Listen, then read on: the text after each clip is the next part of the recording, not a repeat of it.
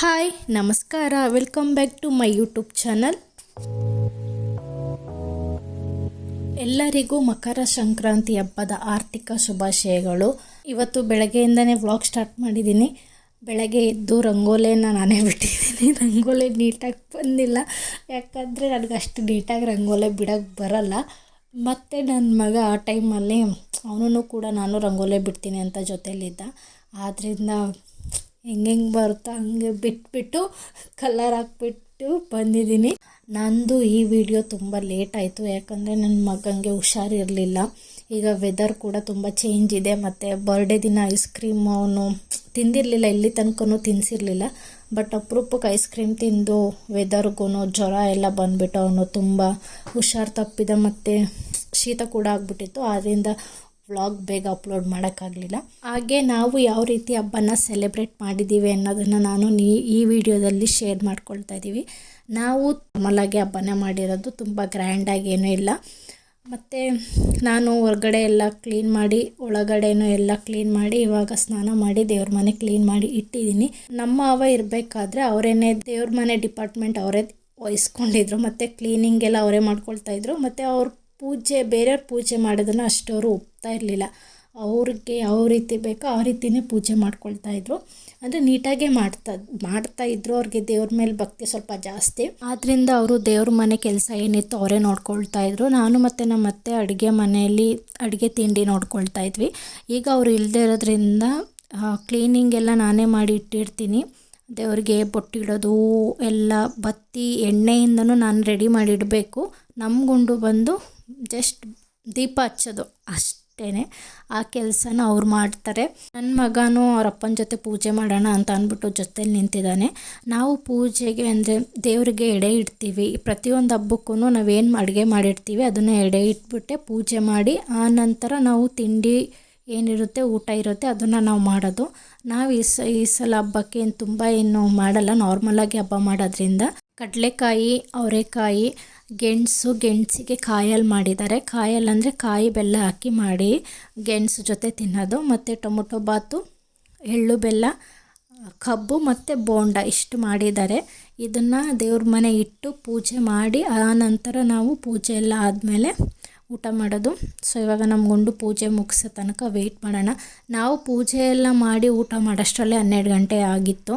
ನನ್ನ ಮಗನೂ ಕೂಡ ಹಸ್ಕೊಂಡೇ ಇದ್ದ 12 ಗಂಟೆ ತನಕ. ಒಂದು ಲೋಟ ಹಾಲು ಕುಡಿದಿದ್ದ ಅಷ್ಟೇ, ಅದು ಬಿಟ್ಟರೆ ಅವನು ಕೂಡ ಹಸ್ಕೊಂಡೇ ಇದ್ದ. ಲಡ್ಡು ಮಾಡಿಸುತ್ತೀರೋ?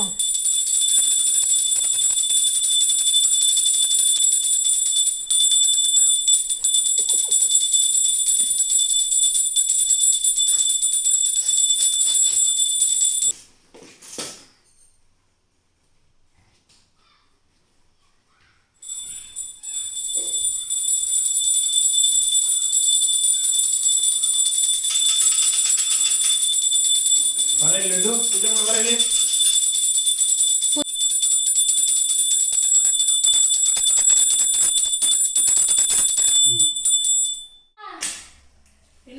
ಹೆಚ್ಚು ಕಮ್ಮಿ ಚಿನಿ ಇದೇ ತರ ಶರ್ಟ್, ಫುಲ್ ಸ್ಲೀವ್ ಶರ್ಟ್ ನಮ್ದು.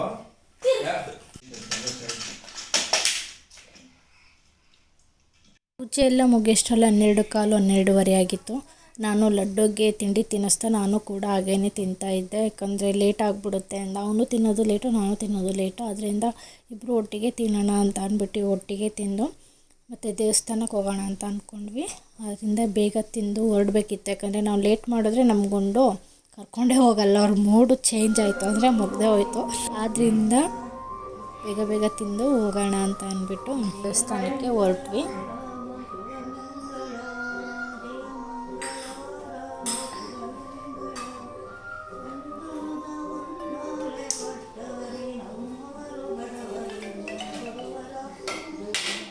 ಪೂಜೆ ಮುಗಿಸಿ ಮನೆಗೆ ಹೋಗಬೇಕಾದ್ರೆ ಆನ್ ದ ವೇ ಸಿಮೆಂಟ್ ಲೋಡ್ದು ವ್ಯಾನ್ ಬಂದಿತ್ತು. ಫ್ಯಾಕ್ಟ್ರಿ ಹತ್ರ ಇಳಿಸ್ಬೇಕಾಗಿತ್ತು. ಆದ್ದರಿಂದ ನಮ್ಮನ್ನು ಫ್ಯಾಕ್ಟ್ರಿ ಹತ್ರನೇ ಕರ್ಕೊಂಡೋಗಿ ಅದೆಲ್ಲ ಇಳಿಸಾದ್ಮೇಲೆ ನೆಕ್ಸ್ಟ್ ಮನೆಗೆ ಡ್ರಾಪ್ ಮಾಡಿದ್ರು. ರಾತ್ರಿ ಊಟಕ್ಕೆ ಅಂತ ಅಂದ್ಬಿಟ್ಟು ಗುಂಡು ಅವರೆಕಾಯಿ ಉಸ್ಲಿ ಮತ್ತು ಅಕ್ಕಿ ರೊಟ್ಟಿ ಮಾಡೋದಕ್ಕೆ ಹೇಳಿದರು. ನನಗೆ ಅವರೆಕಾಯಿ ಉಸ್ಲಿ ಅದೆಲ್ಲ ಮದುವೆಗಿಂತ ಮುಂಚೆ ಗೊತ್ತಿರಲಿಲ್ಲ ಮತ್ತು ಆ ರೆಸಿಪಿನ ನಾನು ಕೇಳೂ ಇರಲಿಲ್ಲ. ಇಲ್ಲಿಗೆ ಬಂದ ಮೇಲೆ ನಮ್ಮ ಅತ್ತೆ ಮಾಡೋದನ್ನು ನೋಡಿ ನಾನು ಕಲ್ತಿದ್ದು. ಅದರಿಂದ ಹಬ್ಬಕ್ಕೆ ತಂದಿದ್ದ ಅವರೆಕಾಯಿ ಇತ್ತಲ್ಲ, ಅದಕ್ಕೆ ಅವರು ಅವರೆಕಾಳು ಉಸ್ಲಿ ಮಾಡು ಅಂತ ಹೇಳಿದರು. ಆದ್ದರಿಂದ ಇವತ್ತು ನಾನು ಯಾವ ರೀತಿ ಉಸ್ಲಿ ಮಾಡ್ತೀನಿ ಅಂತ ತೋರಿಸ್ತೀನಿ. ಇವಾಗ ಒಂದು ಕುಕ್ಕರ್ ತೊಗೊಂಡಿದ್ದೀನಿ. ಕುಕ್ಕರ್ಗೆ 2-3 ಸ್ಪೂನ್ ಆಯಿಲ್ ಹಾಕ್ತೀನಿ ಮತ್ತು ಸಾಸಿವೆ, ಕರಿಬೇವು, ನೆಕ್ಸ್ಟು ಮೀಡಿಯಮ್ ಸೈಜ್ದು 2 ಈರುಳ್ಳಿ ಮತ್ತು ಮೆಣಸಿನ್ಕಾಯಿ ತೊಗೊಂಡಿದ್ದೀನಿ. ಇದನ್ನು ಚೆನ್ನಾಗಿ ಫ್ರೈ ಮಾಡ್ಕೊಳ್ತೀನಿ.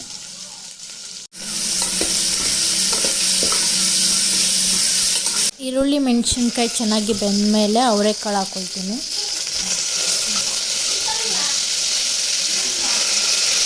ಹಾಗೆ 1 ಟೇಬಲ್ ಸ್ಪೂನ್ ಶುಂಠಿ ಬೆಳ್ಳುಳ್ಳಿ ಪೇಸ್ಟು ಮತ್ತು ಸ್ವಲ್ಪ ಉಪ್ಪು ಆ್ಯಡ್ ಮಾಡಿಕೊಂಡು ಇವಾಗ ಕಾಳು, ಶುಂಠಿ ಬೆಳ್ಳುಳ್ಳಿ ಪೇಸ್ಟ್ ಮತ್ತು ಉಪ್ಪು ಎಲ್ಲ ಚೆನ್ನಾಗಿ ಮಿಕ್ಸ್ ಮಾಡ್ಕೊಳ್ತೀನಿ.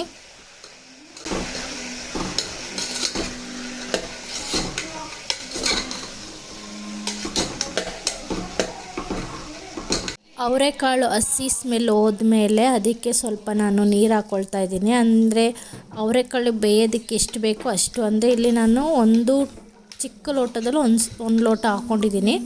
ಈಗ ಚೆನ್ನಾಗಿ ಅದನ್ನು ಮಿಕ್ಸ್ ಮಾಡಿ ಹಾಗೆ ಸ್ವಲ್ಪ ಕೊತ್ತಂಬರಿ ಸೊಪ್ಪು ಮತ್ತು ಕಾಯಿ ತುರಿ ಹಾಕ್ಕೊಳ್ತಾ ಇದ್ದೀನಿ. ಕಾಯಿ ತುರಿ ಸ್ವಲ್ಪ ಜಾಸ್ತಿನೇ ಹಾಕ್ಕೊಳ್ಳಿ. ಈ ಅವರೆಕಾಳು ಉಸ್ಲಿಗೆ ಕಾಯಿ ತುರಿನೇ ಮೇಯ್ನು. ಈಗ ಎಲ್ಲನೂ ಚೆನ್ನಾಗಿ ಮಿಕ್ಸ್ ಮಾಡ್ಕೊಳ್ತೀನಿ. ನೆಕ್ಸ್ಟ್ ಇದು ಕುಕ್ಕರ್ದು ಕ್ಯಾಪ್ ಕ್ಲೋಸ್ ಮಾಡಿ 1 ವಿಷಲ್ ಬರೆಸ್ತೀನಿ. ಸೊ ಇಲ್ಲಿಗೆ ಅವರೆಕಾಳು ಉಸ್ಲಿ ರೆಡಿ ಆಗುತ್ತೆ. ನೀವು ಮನೇಲಿ ಒಂದ್ಸಲ ಟ್ರೈ ಮಾಡಿಲ್ಲದೆ ಇರೋರು ಟ್ರೈ ಮಾಡಿ. ಆಲ್ಮೋಸ್ಟ್ ಎಲ್ಲ ಟ್ರೈ ಮಾಡಿರ್ತಾರೆ, ಬಟ್ ನಂತರ ಗೊತ್ತಿಲ್ಲದೆ ಇರೋರು ಒಂದ್ಸಲ ಟ್ರೈ ಮಾಡಿ ನೋಡಿ.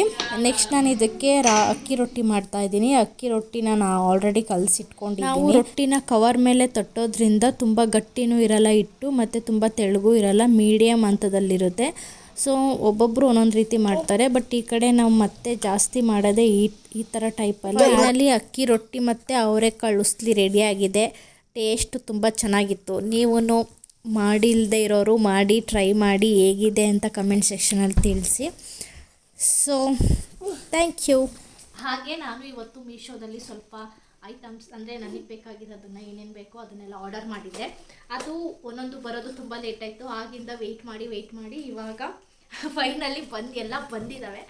ಸೊ ಹೇಗಿದೆ ಡ್ರೆಸ್ಸು ಕ್ವಾಲಿಟಿ ಹೇಗಿದೆ ಮತ್ತು ಆ ಅಮೌಂಟಿಗೆ ಸೂಟೇಬಲ್ ಇದೆಯಾ ಅನ್ನೋದನ್ನು, ನನ್ನ ಅನಿಸಿಕೆ ಏನು ಅನ್ನೋದನ್ನು ನಾನು ಈ ವಿಡಿಯೋದಲ್ಲಿ ತೋರಿಸ್ತೀನಿ.